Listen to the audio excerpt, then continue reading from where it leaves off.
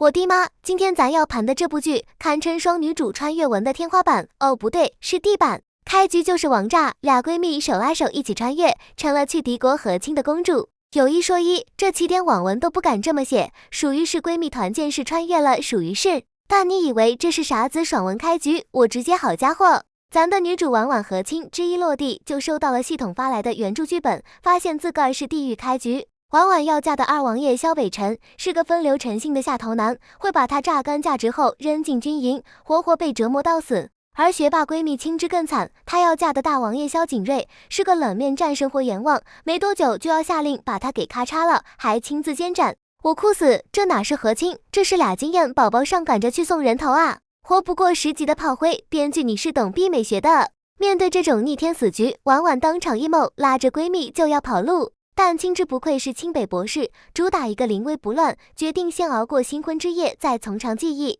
好家伙，重头戏来了！这俩王爷一个赛一个的离谱。弟弟萧北辰，典型的霸总文入脑患者，坚信婉婉这个无脑草包大美人就是来勾引他的，还搁那儿玩味的等着看他的肤浅把戏。而婉婉那这边呢，压根没把他当回事。洞房花烛夜，王爷推门进来，以为能看到美人垂泪的香艳场面，结果呢？婉婉正搁那儿开直播呢，感谢我王爷哥送来的娶你回家，免费的人气票冲一冲！我特么直接惊呆了，这姐把洞房当成了直播间，把王爷当成了榜一大哥，王爷整个人都绷不住了，他以为自己是猎人，没想到在女主眼里，他只是个会刷礼物的气氛组。面对王爷求求本王好好宠幸你的油腻发言，婉婉更是把主播话术发挥到极致。什么妾身粗鄙愚钝不敢高攀，什么您容貌天下独一，妾身眼光好，一套连招直接把霸总王爷给整不会了，最后只能灰溜溜的走人。临走婉婉还送上一套顺口溜，王爷您慢走，福气天天有，堪称 PUA 界的反向教学典范。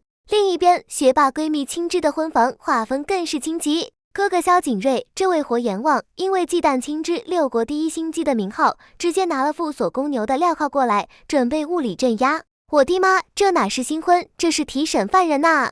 然而接下来这一幕直接震撼我一整年。青之，咱这位纵横学博士看着这交错法铸造的铁链，两眼放光，激动得像是进了卢浮宫。他不仅现场指导王爷怎么锁能达到最佳沉重效果，防止自杀，还开始激情输出学术观点，从铁链工艺聊到伤口缝合，最后还通过王爷的枪伤精准分析出他是左手持兵器。这波操作给活阎王整得一愣一愣的，他以为对方在搞什么顶级心理战，殊不知咱们博士姐姐只是单纯的学术瘾犯了，把王爷当成了一个行走的军事博物馆。我真的哭死，这生死局硬是被他完成了学术研讨会，强烈建议纳入考研教材。第二天进宫，俩姐们又遇到了宫斗剧经典桥段，被诬陷通敌，有人在他们嫁妆里塞了假的边防密报。就在我以为他们要凉凉的时候，博士姐姐又开大了。他看了一眼密报，直接指出虎跳峡地势最多容纳8000人，你这上面写3万，剩下那22000人是挂在悬崖上练轻功吗？这逻辑暴击，堪称降维打击。婉婉则负责打辅助，一顿彩虹屁把婆婆哄得心花怒放，俩人联手轻松化解危机。危机解除，他俩琢磨着得搞钱跑路，一个100万主播，一个清北博士，凑一块儿能干啥？他们决定创业，开个美妆店，名字就叫王妃优选。好家伙，这商业头脑领先古代同行1000年，但启动资金和店铺审批还得从那俩冤种老公身上薅。于是青之带着一份关于铺子周边防御体系的优化方案去找活阎王老公谈合作，把婉婉给急的呀，在旁边疯狂打手势，停止你的国士思维，你要演示弱崇拜，骂他傻逼的话咱俩被窝里聊。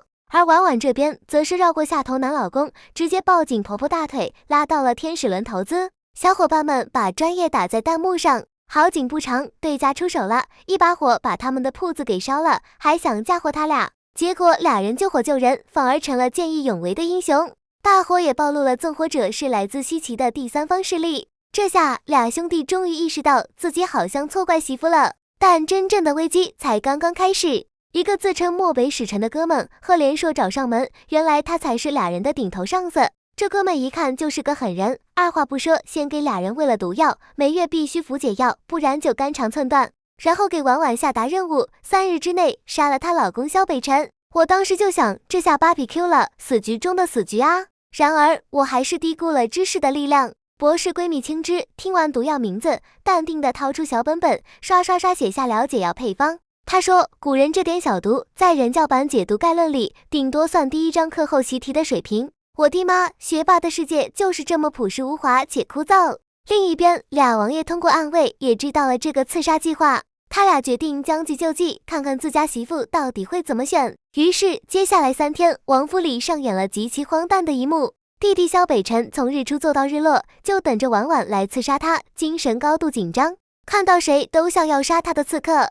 结果呢，婉婉和青枝压根没理他，每天开开心心逛街购物，偶尔路过看见他在那儿思考人生，还好心提醒他，王爷晒晒背，别着凉了。我特么笑到头掉。这俩哥们儿搁这儿疯狂脑补他要怎么杀我，这是什么祸地之计？内心戏多到能拍80集连续剧。而咱们的2位女主在解决了性命之忧后，已经开始规划全新的跑路计划 2.0 了。这种智商和心态上的绝对碾压，简直不要太爽。只能说这俩怨种兄弟，你们的苦日子还在后头呢。